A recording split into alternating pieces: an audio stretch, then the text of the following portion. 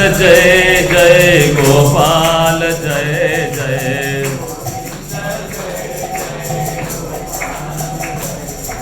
राधा रमण हरि गोविंद जय जय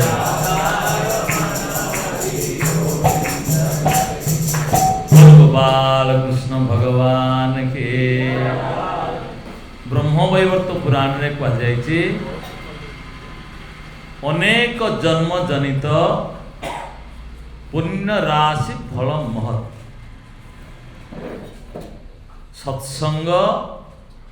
शास्त्र श्रवणात् एव प्रेमादि जायते। अनेक जन्मर पुण्य सुकृत पुंजीभूत हेले जीव को मिले कौन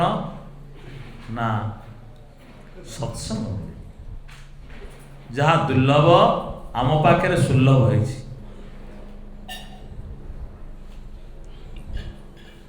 सत्संग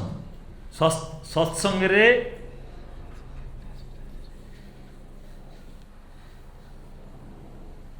शास्त्र श्रवणाते ताहाकु ही सत्संग कहती। जो स्थान रे बसिले आमे शास्त्र आलोचना हुए। शास्त्र क्या कहती ना ताहा होचे आर्ष ऋषि प्रोक्त होइतबा दरकार। सेई मानो चंद ऋषि जहांक पाखरे भ्रम प्रमाद विप्रलिप्सा करुणा पाठव आर्ष विज्ञ वाक्य नहीं यही सब दोष जो मान ऋषि मान द्वारा ये सब रचित जे से लग शास्त्र श्रवण कले सन्थंग सानिध्य बसी सन्थंग शास्त्र श्रवण कले कौन हम ना भगवत चरण रे प्रेम प्राप्ति हो ताहा होचे मनुष्य जन्म सार्थकता ताहा होचे मनुष्य जन्मर पुण्य पुण्य पुंज बिनो मिलई नहीं संता बिना पुंज मुझे मिले। द्वितीय कहले ये हूँ पुण्यात्मा आ पापात्मा लक्षण जावत पापैस्तु मलिनम हृदय तावदेव हि न शास्त्रे सत्य बुद्धि स्यात् सद्बुद्धि सद्गुरु तथा जावत पापैस्तु मलिनम हृदय जेतेबेले पर्यंत हृदय पाप क्लिष्ट होगी तादेव हि से पर्यंत न शास्त्रे सत्य बुद्धि स्यात् शास्त्र वचन रे संथ वचन रे गुरु वचन रे विश्वास सद्बुद्धि सद्गुरु तथा गुरु को ठार सद्बुद्धि हम तेणु केते बेले हेले गुरु को मनुष्य बोली भाविबनी आमे भावज आमे तो खाऊजे शोचे जे मूत्र पुरुष उत्सव से तो से पार्थक्य कौन ना गुरु अच्छा चिन्मय किंतु आमको कल्याण करने से यही भावना रहिले आमर कल्याण गुरुसु नरमती गुरु ठारे नरमती आणबनी गंगा जल को निजर कूह पुष्करिणी जल सहित तुलना करबनी शालग्राम को जल को पादुक को निज जल सहित तुलना करबनी श्री महाप्रसाद को निजर घर अन्न सहित तुलना करबनी तुलसी वृक्ष को गछ सहित तुलना करबनी भगवान को से विग्रह को तमे काठपाषाण भली तुलना करबनी ये हूँ महत अपराध तेणु ये हूँ पापर फल से सद्बुद्धि आस जितेबले कल्याण हो केतेबेले विश्वास गुरुवाक्येषु स्वस्मिन् दिनत्व भावना मनोदोष जय शैव कथायाम निश्चलामति जिते बड़ बड़ महान सन्त होइसिंदी जहांक चरित्र सब वर्णना है विश्वास गुरुवाक्येषु गुरु वचन रे संथ वचन रे दृढ़ विश्वास सम्मतिकर कल्याण एवं निज पाखे पात्र आम ठीक हवा दरकार वर्षा अभाव होनी सत्संगर अभाव नहीं, सन्थंकर अभाव नहीं, किंतु आम पात्रटा मैला हो जाए ताले जिते बढ़िया दुग्ध हेले मध्य से कौन हो छिणी जाउची। यदि पात्रटा उल्टा हो जाइए जिते पानी वर्षा हेले मध्य ता आदि पानी भरी हेबनी।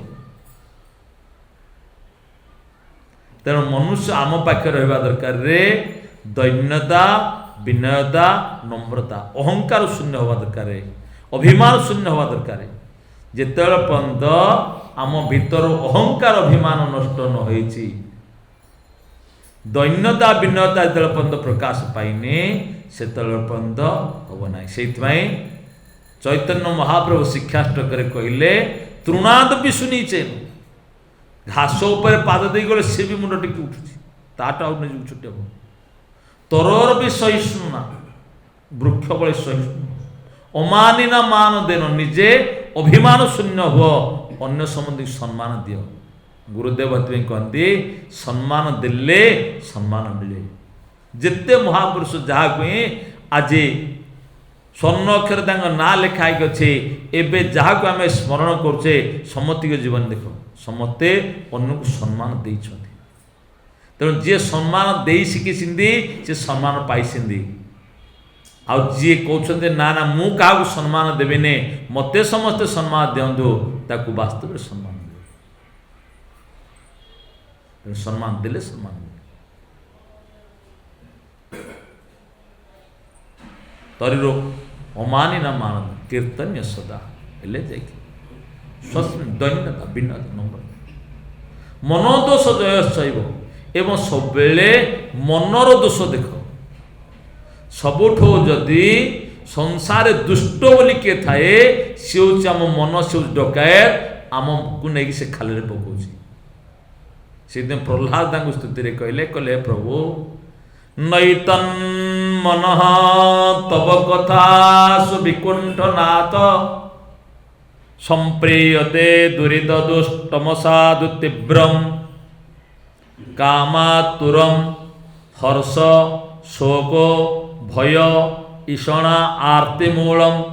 तस्मिन् कथम तब गति विमशामि दीन। प्रहलादंकर दैन्यता द्वारा भगवान प्रसन्न कहले प्रभु नैतन मन तब कथा सुविकुंठनाथ हे वैकुंठनाथ आपण कथार मोर मन लागू कहीं ना संप्रियते दुरित दुष्ट तीव्र साधु ए मनटा मोर दुरित दुष्ट हो जाए तीव्र साधु है जी सद्गुरुदेव देवर्षि नारदंकर कृपा पाई जहाँ संगरे जहाँ स्पर्शरे असुर बालक मैंने परम वैष्णव हो गले सी आज कहते जे प्रभु मोर मनन दुरित दुष्ट तीव्र साधु कि दैन्यता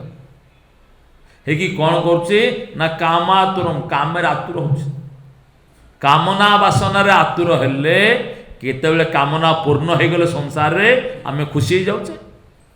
एवं जेतेबेले कामना पूर्ण होउनी सेतेबेले दुखी होउचे हर्ष शोक भय ईषणा आरती मूल ईषणा पछरे पुत्रेषणा वित्तेषणा लोकेषणा पछरे दौड़ुछु तेणुक तस्मिन् गतिम तब गति विमर्शामि दीन तेणु दिनातीन है तेणु भगवान अर्जुन कहले प्रभु चंचल ही मन कृष्ण प्रमाथि बलभद्रुढ़ ए मन हूँ चंचल प्रमाथि प्रकर्षण मथाति एवं दृढ़ तेणु मन दोष मनर सब दोष देख आम कुआड़े खाली पक एवं कथायाम निश्चलामती भगवत कथार बसला बेले मति स्थिर हेले जाइक हम जिते पर्यंत इंद्रिय मान सहित मन संजोग न होइछि इंद्रिय मान थिले मध्य मन बसीचे आम किंतु मन जदि अन्य कथा चिंता करुचे सत्संग शुणिले मत से आम परम कल्याण कर तेना आसतु आम मन को स्थिर करी इंद्रिय मान को संयम करी महाराज मुखर जेते समय महाराज आनंद खुशी आमको हरिकथा कहे आम बसिक श्रवण करवा बोलो आनंद कंद भगवान की